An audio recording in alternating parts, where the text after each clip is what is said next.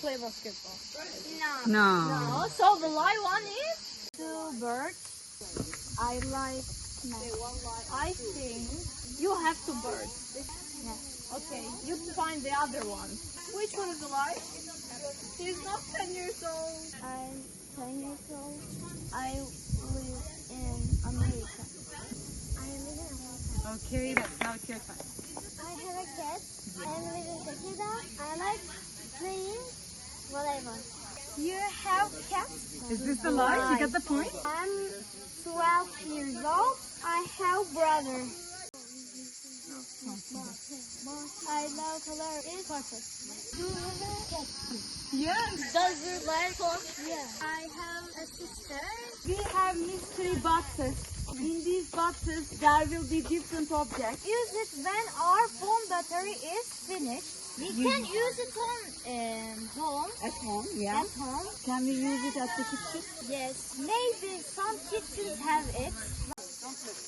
Everybody look here. That's not true. Okay, give me some more. Pick one. What do you eat for breakfast? Sandwich.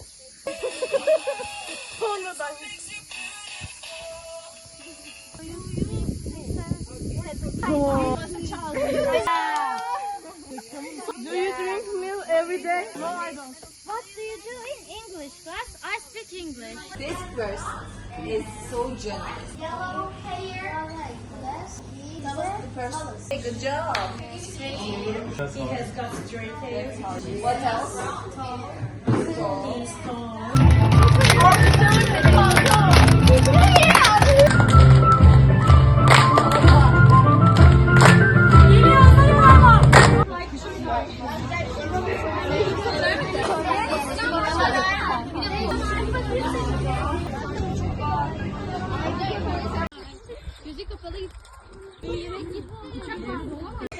Bye bye.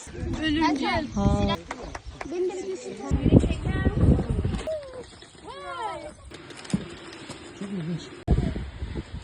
And we're gonna stick this one wherever you want.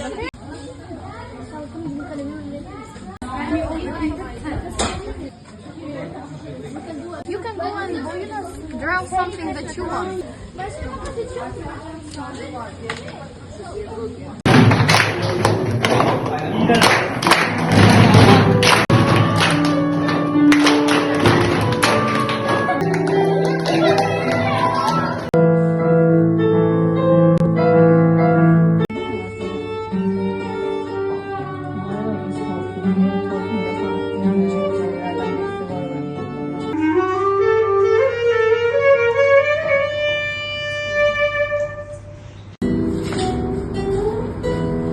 That was just Body parts.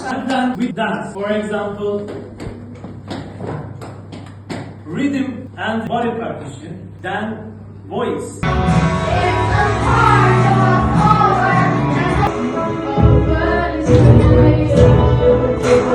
you have a cat in your house? What's the name of it? Sarah. Sarah! Oh my god, Sarah! What do you grill in this?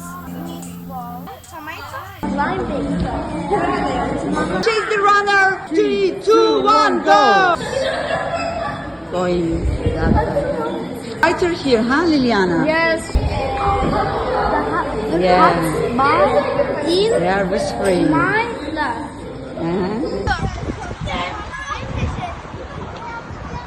Will you have a pet box one day? Yes, I will. Which pet do you like? A cat, a dog, a cat. What will you do if you become rich? Will robots help us in the future? Yes, they will help us with our homeworks. We have a very famous tree, guys, in Palestine. It's the We have brother country called Kosovo. Our eagle represents the braveness and the freedom. What is Morocco in Turkish? Fast. Bursa and Sarajevo are brother cities. Sarah and Cleo looked at each other. Sarah didn't believe her. What is believe? İnanmaz. Whose diary? Mr. Adam. Yeah! It was the first day of school. Play the football. Run. He's running in playground. I'm playing video games.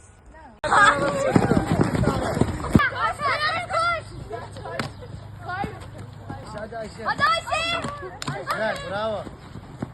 Güzel. Geç hemen top toplamaya.